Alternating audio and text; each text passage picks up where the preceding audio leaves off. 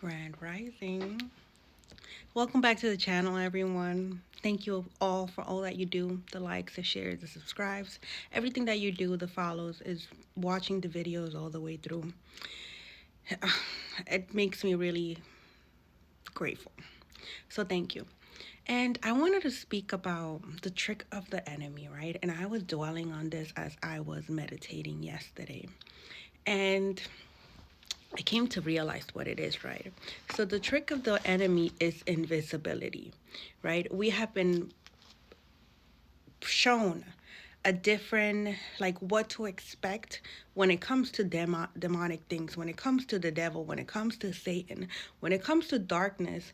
We have been portrayed a picture of something to expect that's not real, right? And because this is not realistic of what it is that we're supposed to expect or what it is that it is, the picture doesn't match what it really is, right? And so I'm going to give you an example to make it a bit clear as to why it is that it's so detached from reality, and why is it that invisibility is the superpower of the darkness, of evil, of pure evil, right? And so, because the enemy has cloaked itself in something that is not real, we think about the devil with the horns, and we think about the devil being in red and fires and flame coming out, and this type of species that is not a human species, that doesn't exist, right?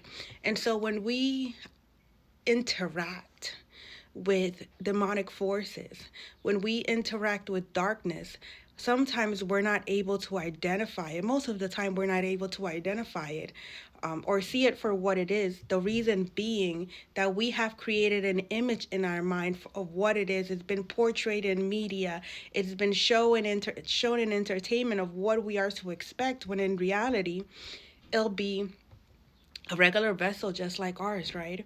And usually this vessel, because it's used to stealing, harvesting, siphoning energy of purity, innocence, youth, it comes in with a playful, loving, caring atmosphere where it cloaks itself in that, and it introduces itself as something, my love, as something loving, caring, kind, generous.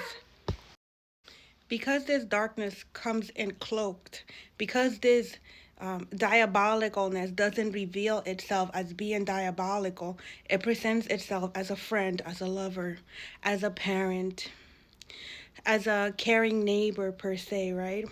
And we're not able to see it, we're not able to identify it, because it just doesn't present itself to be diabolical. It will never present itself to be diabolical. It will never present itself to be darkness. Usually, the people who are rough, rough, yeah, like that, they're rough and they'll speak the truth and they tell the truth. They're this way because they're not playing any games. They don't have any fronts. They're not trying to disguise their character. And so people usually see these people and they think that these are the ones that are hard to get along with, when in reality they just found out who they were. They know who they are, and they just walk around in truth, right? And they get judged for that. They get misjudged for that, right? And so, and on the other hand, then there's these people who are indeed diabolical, who are indeed pure evil, and they cloak themselves, and this energy of being youthful, of being playful, of being nice, of being kind, of being caring, of being loving, right? And being nurturing. And it's not until they got their claws on you that they know how to trigger you. They know you so well that they know how to move the strings around so that they can have you move in the way that they want you to move, right? And by the time you realize that this is what's happening, you question yourself. Is this really happening? It can't be, because this person is so nice, they're so kind. I'm probably just overthinking it, right? We say these things to ourselves.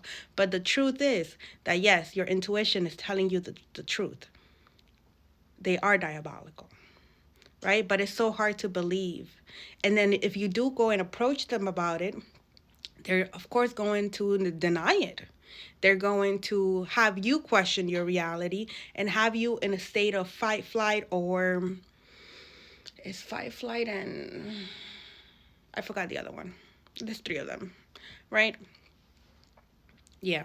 So I wanted to bring out awareness. I'm going to be back later on with a part two in regards to invisibility, because the same way that they cloak themselves in this kindness, this niceness, this loving, caring, kind type of person, they also cloak themselves in a way that you're not able to see them behind the scenes, where they portray themselves in a as a high member of society, as a good standing citizen, as a good parent, as a good worker, of everything that the Matrix has to offer. They fit the description of what the Matrix want them to fit, like that box of the hard worker, the good parent, the loving husband, etc. But behind the scenes, they worship Satan.